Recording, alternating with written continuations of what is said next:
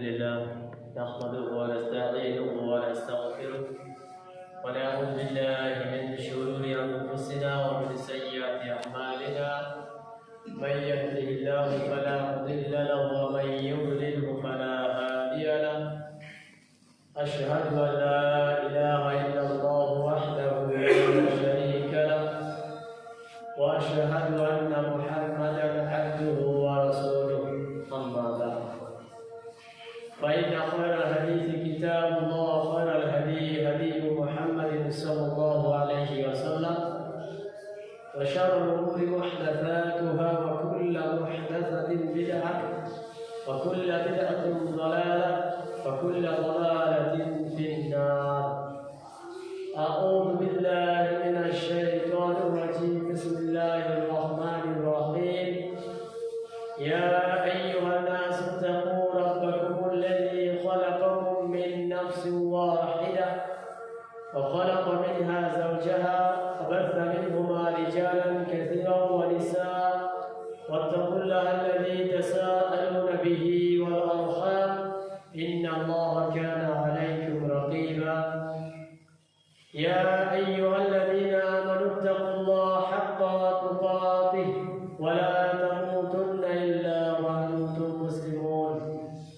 يا أيها الذين آمنوا اتقوا الله وقولوا قولا سديدا يصلح لكم أعمالكم ويغفر لكم ذنوبكم ومن يطع الله ورسوله فقد فاز فوزا عظيما.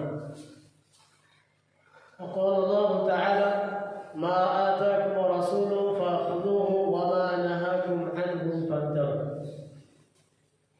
সমস্ত প্রশংসা একমাত্র মহান প্রতিপালক আল্লাহ সুবহানাহু ওয়া তাআলার নিমিত্তে, যিনি আমাদেরকে আজ পবিত্র জুমার দিনে তার ঘরে একত্রিত করেছেন, এজন্য বলে আলহামদুলিল্লাহ।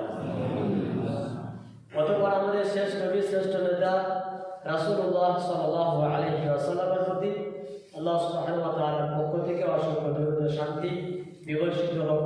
আল্লাহুম্মা সাল্লি আলাইহি আল্লাহুম্মা বারিক আলাইহি। মহান আল্লাহ রাব্বুল আলামিন তিনি মানুষের উপরে যে দিন, যে ধর্ম, যে নীতি, যে আদর্শ দিয়েছেন তা মূলত প্রতিটা যুগে আল্লাহ তাআলা দিয়েছেন নবী বা রাসূলগণের মাধ্যমে। কাজে আমরা যদি ইসলামের সঠিক আমাল, ইসলামের সঠিক কর্ম, ইসলামের সঠিক দিক দেখতে চাই, তাহলে তা আমাদেরকে গ্রহণ করতে হবে নবীদের নিকট হতে। আর পৃথিবীর সর্বশেষ নবী আল্লাহ সুবহানাহু ওয়া তাআলা যাকে প্রেরণ করেছেন তিনি হচ্ছেন মুহাম্মদ সাল্লাল্লাহু আলাইহি ওয়াসাল্লাম। কাজেই যে কোনো আমাল যদি কোনো মুসলিম জাতি সঠিকভাবে সম্পাদন করতে চায়, আল্লাহ সুবহানাহু ওয়া তাআলার নিকটে গ্রহণযোগ্য বলে গণ্য করতে চায়, তাহলে সেই ব্যক্তির দায়িত্ব হলো মুহাম্মদ সাল্লাল্লাহু আলাইহি ওয়াসাল্লামের নীতি অনুপাতিক আমল করা। এখন আমাদের আরবি যে মাস চলছে তা হচ্ছে শাবান মাস। এই শাবান মাসে আমরা অনেক কর্ম দেখি যা মানুষ ইসলামের নামে করে থাকে।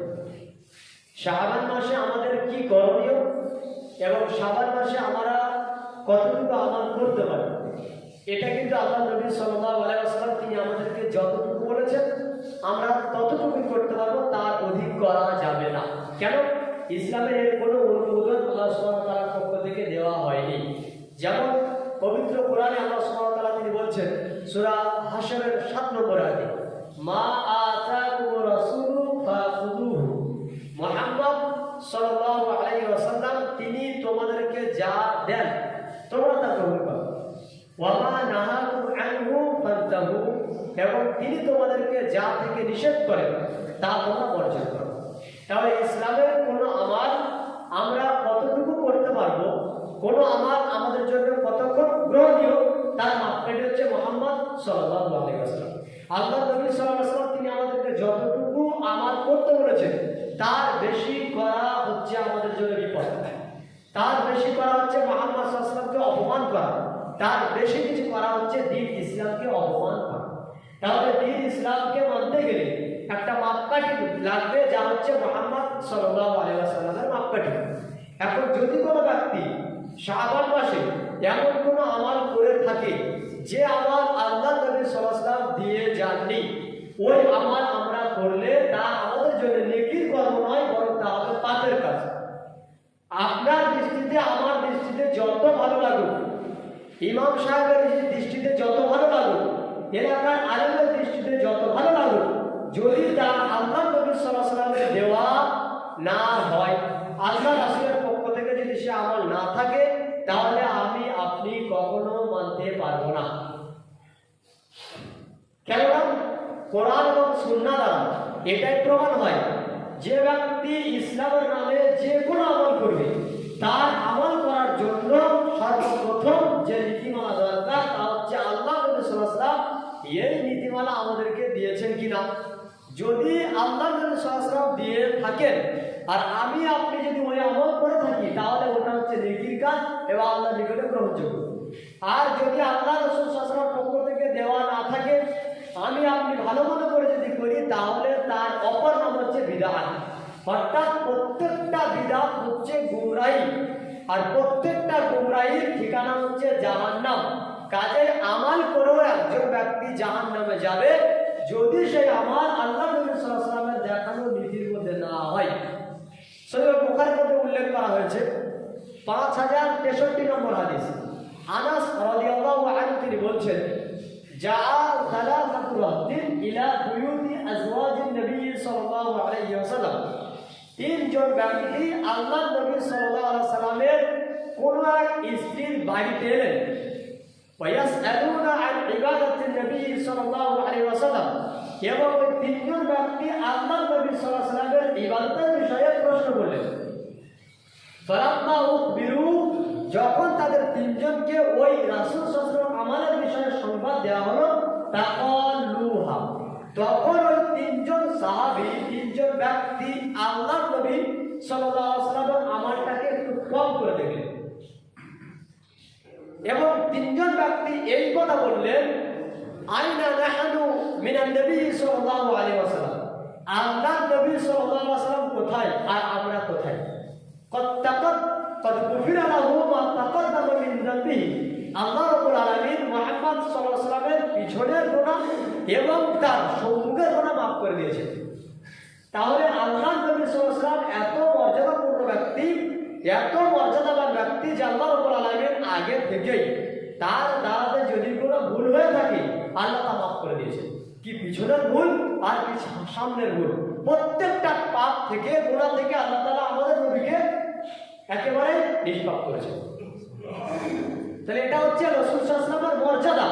তো ওই সাহাবী তিনজন বলছেন কি, যে কদ গুফিরা লাহু মা তাকাদ্দামা মিন যামবিহি, মুহাম্মদ সাল্লাল্লাহু আলাইহি ওয়াসাল্লাম কোথায় আর আমরা কোথায়, তার পিছনের গুনাহ এবং তার সামনের গুনাহ মাফ। তাহলে কি করতে হবে? ফাকালা আহাদুহুম, তখন তাদের মধ্যে একজন ব্যক্তি বলল, আম্মা আনা ফা ইন্নী উসাল্লিল লাইল আবাদা, প্রথমজন বলছে যে আমি সারা রাত জেগে তাহাজ্জুদ করব সব সময়। আর দ্বিতীয় যে ব্যক্তি বলছে আনা আসুমুদ দাহর, আমি সব সময়ের জন্য সিয়াম রাখবো, কোনোদিন আমি সিয়াম ছাড়ব না। আর তৃতীয় যে ব্যক্তি বলছেন কি, যে আমি মহিলাদের নিকট থেকে দূরে থাকবো, আনা আতাজিলু নিসা ফালা আতাজাওয়াজু আবাদা, আমি সদা সর্বদা নারীদের থেকে দূরে থাকবো আর আমি কখনোই বিবাহ করব না। তবে তার বক্তব্য কি, যে আল্লাহ নবী সাল্লাল্লাহু আলাইহি ওয়াসাল্লামের আমল আর আমাদের আমল যদি আমরা একত্রিত করি, তাহলে মুহাম্মদ সাল্লাল্লাহু আলাইহি ওয়াসাল্লাম আমলের সঙ্গে আমাদের আমল অনেক কম। এই জন্য আল্লাহ নবী সাল্লাল্লাহু আলাইহি ওয়াসাল্লাম যতটুকু আমল করেছেন, আমরা যদি অতটুকু করি, তাহলে হয়তো আমাদের জান্নাতে যাওয়া হবে না, হয়তো আমরা এই আমল নিয়ে জান্নাতে যেতে পারবো না। এই জন্য আল্লাহ নবী সাল্লাল্লাহু আলাইহি ওয়াসাল্লাম যা করেছেন, আমাদের থেকে একটু অনেক বেশি আমল করতে হবে, যাতে করে আমরা আল্লাহর প্রিয় বান্দা হতে পারি।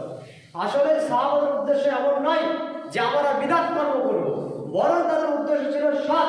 কেননা আল্লাহ নবী সাল্লাল্লাহু আলাইহি ওয়াসাল্লামের মর্যাদা অনেক উঁচুতে, কাজে তার সমতুল্য যদি আমরা আমল করি, হয়তো আমরা টিকতে পারবো না। এই জন্য আমরা একটু বেশি আমল করলে যদি আল্লাহর নিকটে আমরা জান্নাত পাই। এই জন্য তিনজন ব্যক্তি তিন রকম মন্তব্য পেশ করলেন। প্রথম কি? প্রথম বললেন আমি সারা রাত তাহাজ্জুদ করব, কখনোই আমি রাত্রে ঘুমাবো না। দ্বিতীয় যে ব্যক্তি কি বললেন, আমি সবসময় করবো, রোজা থাকবো, কখনোই আমি রোজা ছাড়বো না। আর দ্বিতীয় ব্যক্তি বললেন কি যে আমি বিবাহই করবো না। এই কথা না বলতে বলতে মুহাম্মদ সাল্লাল্লাহু আলাইহি ওয়াসাল্লাম তাদের নিকটে এসে বলছেন যে আনতুমুল্লাযী কুনতুম কাযা ওয়া কাযা, তোমরা কি ওই ব্যক্তি যারা একটু পূর্বে এই কথা বলছিলেন? তখন সাহাবায়ে কেরাম রাদিয়াল্লাহু আনহু বললেন যে হ্যাঁ আল্লাহ নবী, আমরা এই কথা বলছিলাম। তখন আল্লাহ রাসূল সাল্লাল্লাহু আলাইহি ওয়াসাল্লাম বলছেন ওয়াল্লাহি ইন্নী লাআখশাকুম লিল্লাহ ওয়া আতকাকুম লিল্লাহ, ইন্নী আখশাকুম লিল্লাহি ওয়া আতকাকুম লাহ, আমি তোমাদের চেয়ে সবচেয়ে আল্লাহকে বেশি ভয় করি, আমি তোমাদের থেকে সবচেয়ে বেশি পরহেজগার, আমি তোমাদের চাইতে আল্লাহকে বেশি ভয় করি, আমি তোমাদের চাইতে সবচেয়ে বেশি পরহেজগার। তবে তোমরা শোনো, আমি রাত্রে তাহাজ্জুদ করি আবার ঘুমাই, আমি রোজা রাখি আবার কখনো কখনো রোজা বা সিয়াম ছেড়ে দিই, আমি এত বড় পরহেজগার দিনদার পরেও আমি স্ত্রীদের নিকটে যাই, আমার সংসার আছে। তাহলে কি বোঝা গেল? শেষ বাক্যে আল্লাহ রাসূল বলছেন ফামান রাগিবা আন সুন্নতি ফালাইসা মিন্নি, যে ব্যক্তি আমার সুন্নাহতে বিমুখ হলো সেই ব্যক্তি আমার উম্মার অন্তর্ভুক্ত নয়, সেই ব্যক্তি আমার দলভুক্ত নয়। এই হাদিস থেকে কি প্রমাণ হয়? এই হাদিস থেকে স্পষ্ট প্রমাণ হয়, যদি কোনো ব্যক্তি ইসলামের নামে কোনো আমাল করে, যে আমাল রাসূলুল্লাহ সাল্লাল্লাহু আলাইহি ওয়াসাল্লামের দেওয়া আমাল নয়, তাহলে তার আমাল বাতিল বলে পরিগণিত হবে। এবং যেহেতু সেই ব্যক্তি মুহাম্মদ সাল্লাল্লাহু আলাইহি ওয়াসাল্লামের সুন্নাহ অনুপাতিক আমল করেনি, বিদায় সেই ব্যক্তি গুমরাহ, তার আমল কাজে আসবে না। আল্লাহ নবী সাল্লাল্লাহু আলাইহি ওয়াসাল্লাম কি বললেন? ফামান রাগিবা আন সুন্নতি, রাগিবা আন সুন্নতি মানে যে ব্যক্তি আমার সুন্নাত থেকে বিমুখ হলো। সুন্নাত থেকে বিমুখ মানে আমি যতটুকু দিয়েছি ওইটুকু গ্রহণ না করে তার অধিক কিছু গ্রহণ করা, আল্লাহর নিকটে আরো কিছু ভালো বান্দা হওয়ার জন্য, আল্লাহর নিকটে আরো প্রিয় বান্দা হওয়ার জন্য। তাহলে এখানে আল্লাহ রাসূল দুটো বাক্য বললেন কি, আমি তোমাদের থেকে বেশি পরহেজগার, আমি তোমাদের থেকে বেশি দিনদার, আল্লাহকে বেশি ভয় করি। তাহলে তোমরা যদি আল্লাহকে ভয় করতে চাও, তোমরা যদি দিনদার হতে চাও, পরহেজগার হতে চাও, তোমাদের পরহেজগারিতার দিনদারিতার মাপকাঠি বেশি আমল নয়, তোমাদের পরহেজগারিতার দিনদারিতার মাপকাঠি আমি মুহাম্মদ সাল্লাল্লাহু আলাইহি ওয়াসাল্লাম। এই হাদিস থেকে তাই প্রমাণ হয়। সহিহ বুখারীর মধ্যে উল্লেখ করা হচ্ছে ৭২৮০ নম্বর হাদিস, আবু হুরায়রা রাদিয়াল্লাহু আনহু তিনি বলছেন, আল্লাহ নবী সাল্লাল্লাহু আলাইহি ওয়াসাল্লাম তিনি বলেছেন, কুল্লু উম্মতি ইয়াদখুলুনাল জান্নাহ ইল্লা মান আবা, আমার প্রত্যেকটা উম্মত জান্নাতে যাবে, শুধুমাত্র ওরা ব্যতীত যারা আমাকে অস্বীকার করবে। ফাকালা ইয়া রাসূলুল্লাহ, তখন সাহাবাদের মধ্যে একজন ব্যক্তি বলছে, হে আল্লাহর রাসূল, ওই ব্যক্তি কি? মান আবা ইয়া রাসূলুল্লাহ, আবা ব্যক্তি কি? তখন রাসূল সাল্লাল্লাহু আলাইহি ওয়াসাল্লাম বলছেন, মান আতাআনি দাখালাল জান্নাহ, যে ব্যক্তি আমার অনুসরণ করবে ওই ব্যক্তি জান্নাতে যাবে। ওয়া মান আসানি ফাকাদ আবা, আর যে ব্যক্তি আমার নাফরমানি করবে সেই ব্যক্তি মূলত আবা, সেই ব্যক্তি মূলত জাহান্নামে যাবে। তাহলে জান্নাতে যাওয়ার জন্য মাপকাঠি হচ্ছে মুহাম্মদ সাল্লাল্লাহু আলাইহি ওয়াসাল্লামের আনুগত্য করা, মুহাম্মদ সাল্লাল্লাহু আলাইহি ওয়াসাল্লামের অনুসরণ করা, তার নীতিমালা অনুযায়ী চলাচল করা। এই যে নীতিমালা আল্লাহ এবং তার রাসূল দেখালেন, কোন আমল করতে গেলে প্রত্যেকটা আমলের পিছনে মুহাম্মদ সাল্লাল্লাহু আলাইহি ওয়াসাল্লামের নীতিমালা দরকার। যেহেতু আমাদের ইসলামকে বুঝতে হবে রাসূল সাল্লাল্লাহু আলাইহি ওয়াসাল্লামের মতো, যেহেতু আমাদেরকে ইসলাম মানতে হবে মুহাম্মদ সাল্লাল্লাহু আলাইহি ওয়াসাল্লামের মতো, এই জন্য ইসলামের যে কোনো আমল যখন আমরা করব তা যেন মুহাম্মদ সাল্লাল্লাহু আলাইহি ওয়াসাল্লামের মতো হয়, অন্যথায় আমাদের আমল আল্লাহর নিকটে গ্রহণযোগ্য হবে না। রমাদান মাসের আমল, রমাদান মাসের আমল যদি কেউ মন মতো রজব মাসে বা রমজান ছাড়া অন্য মাসে ফরজ রোজা করে আর বলে এটাই ফরজ রোজার মাস, হবে কি? হবে না। কেন? আল্লাহ নবী কোন মাসে করেছেন? না, রমজান মাসে। রমজান মাসে সিয়াম পালন করতে হবে। যদি কেউ দুপুরবেলা উঠে বলে আমি এখন সাহারি করবো, তার কি সাহারি হবে? না, সাহারি করার সময় তো ভোরের বেলা। আল্লাহ নবী কখন করেছেন? ফজর পার হয়ে। যদি কোনো ব্যক্তি বলে যে আমি মাগরিবের সালাত 4 রাকাত পড়বো, আদায় হবে না। কেন হবে না? যেহেতু মুহাম্মদ সাল্লাল্লাহু আলাইহি ওয়াসাল্লাম মাগরিবের সালাত আদায় করেছেন 3 রাকাত। এই জন্য প্রত্যেকটা আমলের পিছনে মুহাম্মদ সাল্লাল্লাহু আলাইহি ওয়াসাল্লামের নীতি দেখতে হবে, তিনি কি বলে গেছেন। তিনি যদি এভাবে আমল বলে যান তাহলে আমার আমলটা করলে আল্লাহর নিকটে গ্রহণ হবে, আর যদি তিনি না দিয়ে যান তাহলে আল্লাহর নিকটে তা গ্রহণ হবে না। যে কোনো প্রকার আমল আমাদের দেখতে গেলে মুহাম্মদ সাল্লাল্লাহু আলাইহি ওয়াসাল্লামের মতো আমাদেরকে গ্রহণ করতে হবে। কাজে আমরা এই নীতিমালায় বিশ্বাস করে, এই নীতিমালার উপরে আমরা লক্ষ্য করে শাবান মাসে আমাদের যে সমস্ত হাদিস রাসূল সাল্লাল্লাহু আলাইহি ওয়াসাল্লামের পক্ষ থেকে আগত হয়েছে যে আমরা এই করতে পারি, সেগুলো আমাদের করা প্রয়োজন। বাকি যেগুলো আল্লাহ রাসূল বলেননি সেগুলো আমাদেরকে বর্জন করতে হবে। আল্লাহ আমাদের সেই মর্মে সুমতি প্রদান করুন। আল্লাহু আমিন। আলহামদুলিল্লাহি রাব্বিল আলামিন ওয়াসসালাতু ওয়াসসালামু আলা রাসূলিহি ওয়া আলা আলিহি ওয়া সাহবিহি আজমাইন। আম্মা বা'দ। আবু হুরায়রা রাদিয়াল্লাহু আনহু তিনি বলছেন, قال رسول الله صلى الله عليه وسلم, আল্লাহ নবী সাল্লাল্লাহু আলাইহি ওয়াসাল্লাম তিনি বলেছেন, আফদালুস সিয়াম বা'দা রমাদান শাহরুল্লাহি মুহাররম। ফরজ সিয়ামের পরে পরে, রমাদান মাসের সিয়ামের পরে পরে সবচেয়ে আল্লাহর নিকটে প্রিয় এবং সবচেয়ে উত্তম সিয়াম হলো মুহররম মাসের সিয়াম, যেটাকে আমরা আশুরা বলি। বেশিরভাগ মানুষ যেটা হাসানের জন্য মনে করে, যদি তা সঠিক নয়। তাহলে রমাদান মাসের সিয়ামের পরে পরে সবচেয়ে উত্তম সিয়াম কি? মুহররম মাসের সিয়াম। ওয়া আফদালুস সালাত বা'দাল ফরিদা সালাতুল লাইল। আর নামাজের মধ্যে ফরজ নামাজের পরে পরে সবচেয়ে উত্তম নামাজ হলো তাহাজ্জুদের নামাজ। তাহলে আল্লাহ নবী সাল্লাল্লাহু আলাইহি ওয়াসাল্লাম তিনি বলছেন, যদি কোনো ব্যক্তি সিয়াম রাখতে চায়, আল্লাহর নিকটে সবচেয়ে প্রিয় সিয়াম হলো রমজান মাসের সিয়ামের পরে পরে মুহররম মাসের সিয়াম।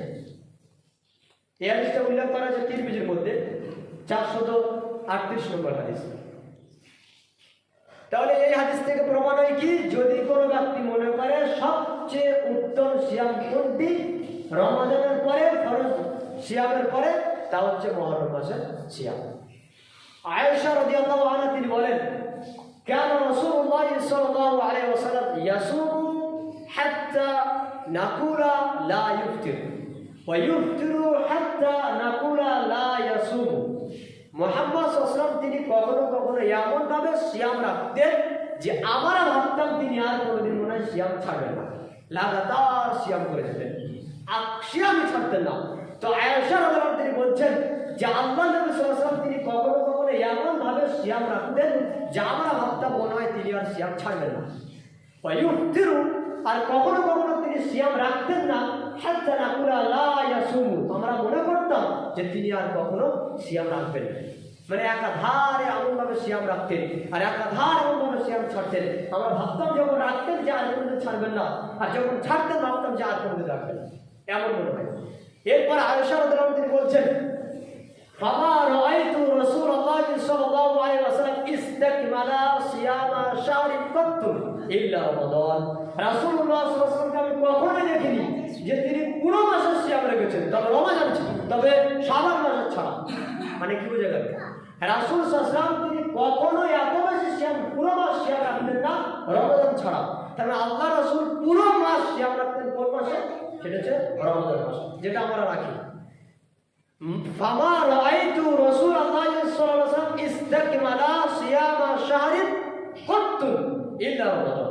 তাকে আমি কখনোই দেখিনি যে তিনি কোনো মাসে পুরো মাস সিয়াম রেখেছেন, তবে রমাদান ছাড়া। এটা তো আমরা সকলেই রাখি। এরপর আয়েশা রাদিয়াল্লাহু আনহা তিনি বলছেন যে মুহাম্মদ সাল্লাল্লাহু আলাইহি ওয়াসাল্লাম তিনি সবচেয়ে বেশি যে মাসে সিয়াম রাখতেন তা হচ্ছে শাবান মাস, মানে রমাদানের সিয়াম ছাড়া। রমাদান মাসে তো সিয়াম পুরো মাসে রাখতেন, এরপরে অন্যান্য মাসের মধ্যে সবচেয়ে বেশি সিয়াম রাখতেন যে মাসে, তা হচ্ছে শাবান মাস।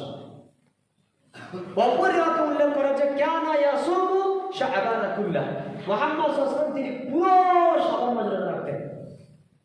ফাকানা ইয়াসুমু শাবান ইল্লা কলিলা, শাবান মাসে তিনি বেশিরভাগ দিন সিয়াম রাখতেন, কম দিন তিনি সিয়াম ছাড়তেন।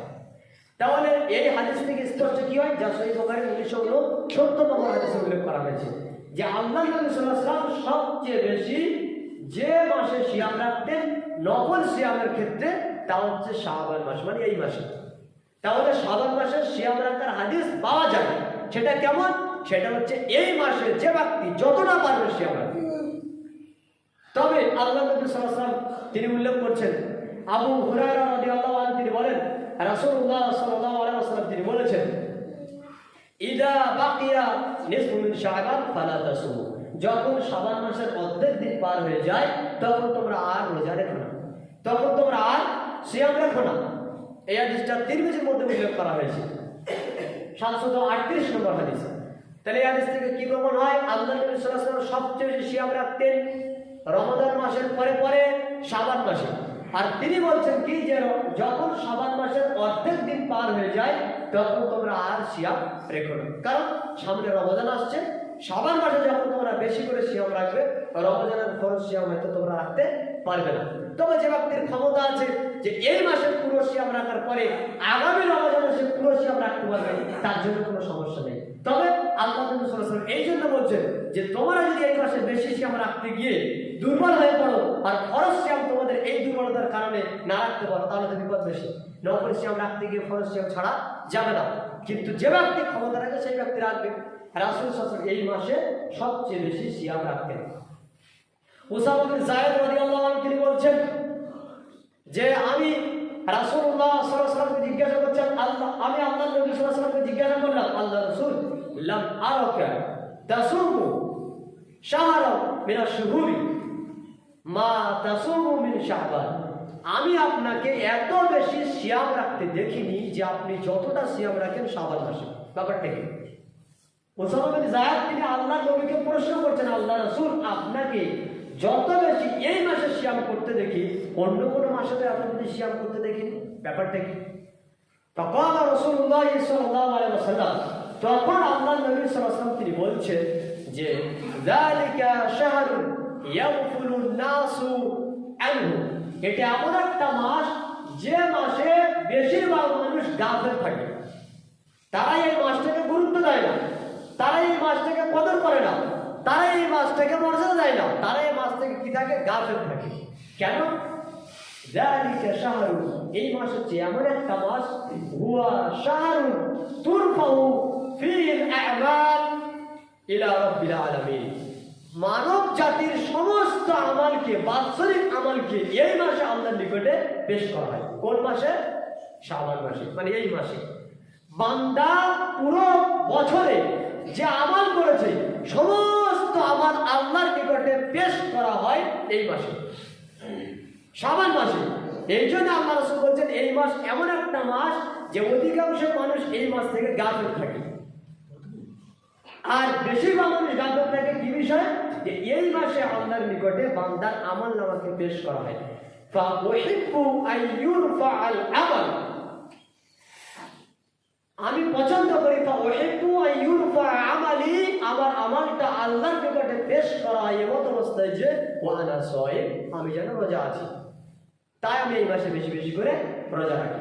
নাসার মধ্যে হাদিসটা উল্লেখ করা হয়েছে 2356 নম্বর হাদিস। এই হাদিসটা কি প্রমাণ করে? যে মুহাম্মদ সাল্লাল্লাহু আলাইহি ওয়াসাল্লাম তিনি শাবান মাসে সবচেয়ে বেশি রোজা রাখতেন। কিসের জন্য রাখতেন? না এই মাসে বান্দার আমলনামা আল্লাহর নিকটে পেশ করা হয়। আল্লাহর নবী সাল্লাল্লাহু আলাইহি ওয়াসাল্লাম তিনি বলছেন আমি আশা রাখি যে আল্লাহ যেন আমার আমলনামাটা দেখেন এমন অবস্থায় তার বান্দা মানে আমি নিজে সিয়াম অবস্থায় আছি, এই জন্য আমি বেশি করে সিয়াম রাখি। এখন কয় তারিখে আল্লাহর নিকটে আমলনামা পেশ করা হয় এটা কি আমরা জানি? এটা আমরা জানি না। কয় তারিখে আল্লাহর নিকটে আমলনামা পেশ করা হয় এটা আমরা জানি না। সেজন্য করে আল্লাহর নবী সাল্লাল্লাহু আলাইহি ওয়াসাল্লাম তিনি এই মাসে বেশি বেশি করে সিয়াম রাখতেন। কাজে আমরা যদি মনে করি যে এই মাসে আমরা কিছু একটা আমল করতে চাই তাহলে আমাদের উচিত হবে এই মাসে যতটা পারা যায় বেশি বেশি করে সৎ আমল করা। সিয়াম তো আছেই, আরো যত দোয়া আছে, জিকির আছে, যা কিছু আছে আপনি এই মাসে বেশি বেশি করে আমল করুন। কেন?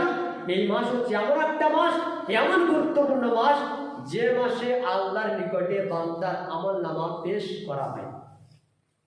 তাহলে শাবান মাস মানে আমাদের মাথায় যেটা ঢুকে আছে সেটা হচ্ছে শবে বরাত। শাবান মাস মানে আমাদের মাথায় যেটা ঢুকিয়ে দেওয়া হচ্ছে সেটা হচ্ছে শবে বরাত। শাবান বলতে শবে বরাত, এটা ছাড়া আমরা তো বুঝি না। শাবান কি? শাবান মাসে শাবান মাস মানে হচ্ছে ওই শবে বরাতের মাস। এই মাসে শাবান বলে কেউ জানে না। যেমন মহরমের মাস, মহরম যে একটা মাস এটা কেউ জানে না। মহরম মানে মহরম, কান্নাকাটি করতে হবে, এটা হচ্ছে মহরম, এটা বুঝি। কিন্তু মহরম যে একটা মাসের নাম এটা মানুষ জানে না। ঠিক ওই রকম ভাবে রমজান মাস আগে আসার আগে যে মাসটা আমাদের নিকটে আসে সেটা কোন মাস? তো সেটা হচ্ছে শবে বরাতের মাস। এলাকার মানুষকে জিজ্ঞাসা করবে এটা কোন মাস, তো এটা হচ্ছে শবে বরাতের মাস। তারা জানে না যে এটা শাবান মাস, অথচ এই মাসটার নাম হচ্ছে শাবান। শবে বরাত বলে কোনো কথা, শবে বরাত বলে কোনো বাক্য শরীয়তের দৃষ্টিতে প্রমাণ নেই। শবে বরাত বলে কোনো বাক্য কোরআন এবং সুন্নাহ দ্বারা প্রমাণ নেই। কিভাবে নেই? এই জন্যই যে এটা হচ্ছে ফারসি আর আরবি শব্দ মিলিয়ে তৈরি করা হয়েছে। এখন শবে বরাতে কি কি করণীয়, কি কি বর্জনীয়, এটা আমরা আগামী সপ্তাহে আলোচনা করব। এই সপ্তাহে আমাদের আলোচনার বিষয় হচ্ছে এই মাসে আমরা করবো কি। এই মাসে আমাদের যেটা করতে হবে তা হচ্ছে মুহাম্মদ সাল্লাল্লাহু আলাইহি ওয়াসাল্লাম তিনি আমাদেরকে যা বলেছেন তাই। কি বলেছেন তিনি? তিনি বলেছেন এই মাসে নির্দিষ্ট কোনো দিনে ইবাদত করা যাবে কি না, তিনি এমন কিছু বলেন। তিনি এমনও বলেননি যে এই মাসের 15 তারিখে খাস করে আমাদেরকে কোনো আমল করতে হবে, তেমন কিছু বলেননি। তিনি যেটা আমাদেরকে দিয়েছেন তা হচ্ছে এই মাসে বেশি বেশি করে বান্দা আল্লাহ ইবাদত করবে। আল্লাহ নবী সাল্লাল্লাহু আলাইহি ওয়াসাল্লাম থেকে যে আমল প্রমাণ হয় তা হচ্ছে তিনি এই মাসে যতটুকু পারতেন সবচেয়ে বেশি সিয়াম পালন করতেন। কয় তারিখে? তারিখের কোনো গণনা নেই। কয়দিন করবেন? দিনের কোনো গণনা নেই। তাহলে আল্লাহ নবী একথা বলেছেন যে যখন শাবান মাসের দিন বেশিরভাগ পার হয়ে যায়, অর্ধ তারিখ পার হয়ে যায়, তখন তোমরা আর সিয়াম রেখো। এতটুকুই তিনি নিষেধ করলেন। এই মর্মে ইবনে মাজাহর মধ্যে একটা হাদিস উল্লেখ করা হয়েছে। আবু মুসা আশআরী রাদিয়াল্লাহু আনহু তিনি বলছেন যে রাসূলুল্লাহ সাল্লাল্লাহু আলাইহি ওয়াসাল্লাম তিনি বলেছেন ইন্নাল্লাহা লা ইয়াত্তালিউ ফি লাইলাতিন নিসফি মিন শাবান ওয়া ইয়াগফিরু লিজামি'i খালকিহি। আল্লাহ রাব্বুল আলামিন তিনি এই শাবান মাসের অর্ধ তারিখে তিনি সমস্ত বান্দাকে মাফ করে দেন। শাবান মাসের অর্ধ তারিখে 15 তারিখে সমস্ত বান্দাকে মাফ করে দেন ইল্লা লিমুশরিকিন ওয়া মুশাহিন। তবে যারা মুশরিক ব্যক্তি এবং যাদের মনে হিংসা রয়েছে, যারা বিদ্বেষ পোষণকারী ব্যক্তি, তাদেরকে ক্ষমা করা হবে না। এই হাদিসের বিষয়ে মুহাদ্দিসরা সনদের ক্ষেত্রে ইখতিলাফ করেছেন। তবে হাদিসটার বেশিরভাগ রিওয়ায়াত হচ্ছে দঈফ রিওয়ায়াত, মানে হাদিসটা জয়ীফ পর্যায়ে দুর্বল সনদে। তবে অনেকগুলো সনদ একত্রিত করে মুহাদ্দিসগণ বলছেন যে এটা হাসান পর্যায়ে নিয়ে যাওয়া যায়। কিন্তু হাদিসে দুটো বাক্য বলা হয়েছে, তা হচ্ছে কি এই রাতে আল্লাহ রাব্বুল আলামিন সমস্ত বান্দাকে মাফ করে দেন, মুশরিককে ব্যতীত।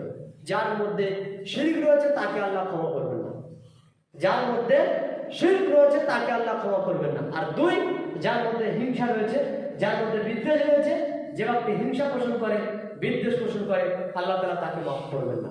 তবে এই রাতে খাস করে নির্দিষ্ট কোনো আমলের কথা আল্লাহ নবী সাল্লাল্লাহু আলাইহি ওয়াসাল্লাম বলে যাননি। শুধু এতটুকু বলেছেন যে আল্লাহ রাব্বুল আলামিন তিনি মাফ করেন। আর সহিহ বুখারীর মধ্যে উল্লেখ করা হয়েছে আল্লাহ নবী সাল্লাল্লাহু আলাইহি ওয়াসাল্লাম তিনি বলছেন 1145 নম্বর হাদিস, আল্লাহ রাব্বুল আলামিন ইয়ানজিলু রাব্বুনা তাবারাকা ওয়া তাআলা ইলা সামাঈদ দুনিয়া কুল্লু লাইলা। আল্লাহ রাব্বুল আলামিন কুল্লা লাইলাতিন, আল্লাহ রাব্বুল আলামিন প্রত্যেক রাতে দুনিয়ার আসমানে অবতরণ করেন, প্রত্যেক রাতে দুনিয়ার আসমানে অবতরণ করেন এবং তিনি ডাক দিতে থাকেন, কোন ব্যক্তি আছো আমার কাছে ক্ষমা চাইবে, আমি আল্লাহ থেকে ক্ষমা করব। কোন ব্যক্তি আছো আমার কাছে রুজি তলব করবে, আমি আল্লাহ তাকে রুজি দান করব। কোন ব্যক্তি আছো আমার কাছে কিছু চাইবে, আমি আল্লাহ তাকে তা প্রদান করব। আল্লাহ তাআলা কতক্ষণ বলেন? যতক্ষণ পর্যন্ত না ফজর এসে উপস্থিত হয়। মানে হাদিস থেকে প্রমাণ হয় যে আল্লাহ রাব্বুল আলামিন প্রত্যেক রাতে দুনিয়ার আসমানে অবতরণ করেন বান্দাকে ক্ষমা করার জন্য রাতের শেষ তৃতীয়াংশে। মানে রাতকে 3 ভাগ করার পরে 2 ভাগ আপনি উপরের দিকে ঠেলে দেন, শেষের দিকে যে অংশটা রয়েছে এই অংশে আল্লাহ রাব্বুল আলামিন তিনি দুনিয়ার আসমানে অবতরণ করেন। কিসের জন্য? বান্দাকে ক্ষমা করার জন্য। কবে? প্রত্যেক রাতে। প্রত্যেক রাতে আল্লাহ রাব্বুল আলামিনের ক্ষমার কোনো সংকীর্ণতা নেই, আল্লাহ রাব্বুল আলামিনের মাপের কোনো সংকীর্ণতা নেই, তার দেওয়ার কোনো সংকীর্ণতা নেই। এই জন্য আল্লাহ রাব্বুল আলামিন তিনি রাতে এসে বান্দাকে ডাকছে, আলা কে ব্যক্তি আছো আমার নিকটে ক্ষমা চাইবে, আমি আল্লাহ তাকে ক্ষমা করব। কে ব্যক্তি আছে আমার নিকটে রুজি তলব করবে, আমি তাকে রুজি দান করব। কে ব্যক্তি আছে আমার কাছে কিছু চাইবে, আমি আল্লাহ তাকে প্রদান করবো। এ কথা আল্লাহ তাআলা বলতে থাকেন হজর পর্যন্ত। তাহলে আপনি প্রত্যেক রাতে আল্লাহ রাব্বুল আলামিনের নিকটে এইভাবে দোয়া করতে থাকুন রাতের শেষ তৃতীয়াংশে। শুধুমাত্র খাস করে একটা রাতে ইবাদত করবেন, বাকি দিনগুলো তাহলে কি হবে? হাদিস তো বুখারী মুসলিমে আল্লাহ নবী সাল্লাল্লাহু আলাইহি ওয়াসাল্লাম বলছেন প্রতি রাতে আল্লাহ রাব্বুল আলামিন দুনিয়ার আসমানে অবতরণ করেন। এখন আপনি ভাববেন যে আল্লাহ রাব্বুল আলামিন তো তিনি আছেন সপ্তম আসমানে আরশের উপরে, তো তিনি দুনিয়ার আসমানে আসেন কিভাবে? কিভাবে আসেন এটা আপনার আমার ভাবার বিষয় নয়। আল্লাহ আসেন ক্ষমা করার জন্য, সুতরাং আপনি ক্ষমা চান, ব্যাস এতটুকুই। আল্লাহ আসেন আপনাকে আমাকে ক্ষমা করার জন্য, সুতরাং আপনি আমি ওই সময় আল্লাহর নিকটে ক্ষমা চাইব। এটাই হচ্ছে হাদিস, আর এটাই হচ্ছে সারাংশ। কিভাবে আসে? আল্লাহ তাআলা যদি আমাদের দেশে আসে, তাহলে অন্য দেশে এখন রাতের শেষ তৃতীয়াংশ হয়নি, আর এক দেশে তো শেষ তৃতীয়াংশ হয়নি। যখন এই দেশের শেষ তৃতীয়াংশ, তখন আর এক দেশের দিন, তাহলে আল্লাহ কখন আসে? এই কথা আমার আর আপনার চিন্তা করার বিষয় নাই। আপনার চিন্তা করার বিষয় এটাই যে আপনার দেশে, আপনার এলাকাতে যখনই রাতের শেষ তৃতীয়াংশ আসছে, তখন আপনি আপনার কাছে ক্ষমা চান। আর মনে করুন যে আল্লাহ রাসূল যেহেতু বলেছেন যে আল্লাহ তাআলা দুনিয়ার আসমানে নেমে এসেছেন, কাজে আপনি এখন ওই ভাবে বিশ্বাস করে আল্লাহর ক্ষমাকে তলব করবেন। তাহলে এই মাসে আমাদের করণীয় হলো এই মাসে আমরা বেশি বেশি করে আল্লাহ রাব্বুল আলামিনের ইবাদত করব। যে ইবাদতের মধ্যে সবচেয়ে হাদিস থেকে স্পষ্ট প্রমাণ হয় তা হচ্ছে আমরা বেশি বেশি করে সিয়াম পালন করব। কেন? তা হচ্ছে এই জন্যে যে আল্লাহ রাব্বুল আলামিনের নিকটে বান্দার বাৎসরিক আমলনামা পেশ করা হয়। এই জন্য আল্লাহ রাসূল বলছেন এই মাসে আল্লাহ রাব্বুল আলামিনের নিকটে আমার আমলনামা পেশ করা এভাবে যে যাতে করে আমি আল্লাহকে দেখাতে পারি যে আল্লাহ আমি তোমার বান্দার মতো অবস্থায় সিয়াম রয়েছি। যেমন মুহাম্মদ সাল্লাল্লাহু আলাইহি ওয়াসাল্লাম তিনি প্রত্যেক সপ্তাহে 2 দিন সিয়াম রাখতেন। আল্লাহ নবী সাল্লাল্লাহু আলাইহি ওয়াসাল্লাম সপ্তাহে 2 দিন সিয়াম রাখতেন, সোমবারে আর বৃহস্পতিবারে। তো আল্লাহ নবী সাল্লাল্লাহু আলাইহি ওয়াসাল্লামকে জিজ্ঞাসা করা হলো কারণ কি? তখন রাসূল সাল্লাল্লাহু আলাইহি ওয়াসাল্লাম বলছেন সাপ্তাহিকভাবে বান্দার আমলনামা পেশ করা হয় সপ্তাহে 2 দিন। সাপ্তাহিকভাবে বান্দার আমলনামা পেশ করা আল্লাহর নিকটে সপ্তাহে 2 দিন, সোমবারে আর বৃহস্পতিবারে। আমি আল্লাহ রাসূল এরকম মনে করি যে আল্লাহর নিকটে সোমবারে আমার আমলনামাটা পেশ করা হোক, এমন অবস্থায় আমি যেন সিয়াম আছি। আমার আমলনামাটা বৃহস্পতিবার আল্লাহর নিকটে পেশ করা হোক, এমন অবস্থায় যে আমি আল্লাহকে দেখাচ্ছি আল্লাহ তোমার বান্দা এখন সিয়াম অবস্থায় আছে। এই জন্য আল্লাহ রাসূল প্রত্যেক সপ্তাহে সোমবার এবং বৃহস্পতিবার করে সিয়াম রাখতেন। তো বাচ্চাটা হচ্ছে সপ্তাহে, আর বাৎসরিকভাবে আল্লাহর নিকটে আমলনামা পেশ করা হয় শাবান মাসে। এই জন্য আল্লাহ রাসূল এই মাসে সবচেয়ে বেশি সিয়াম রাখতেন। সুতরাং আমাদের উচিত হবে যে আমরা শাবান মাসকে যেন বেশি বেশি করে মূল্যায়ন করতে পারি হাদিসের দৃষ্টিতে, আর যেগুলো বর্জনীয় তা আমরা আগামী সপ্তাহে আলোচনা করবো ইনশাআল্লাহ। আল্লাহ সুবহানাহু ওয়া তাআলা আমাদেরকে যতটুকু শুনিয়েছেন তদ অনুযায়ী আমল করার সুবিধা প্রদান করুন। আল্লাহুম্মা আমিন। সুবহানাকা আল্লাহুম্মা ওয়া বিহামদিকা আশহাদু আল্লা ইলাহা ইল্লা আনতা আস্তাগফিরুকা ওয়া আতুবু ইলাইক।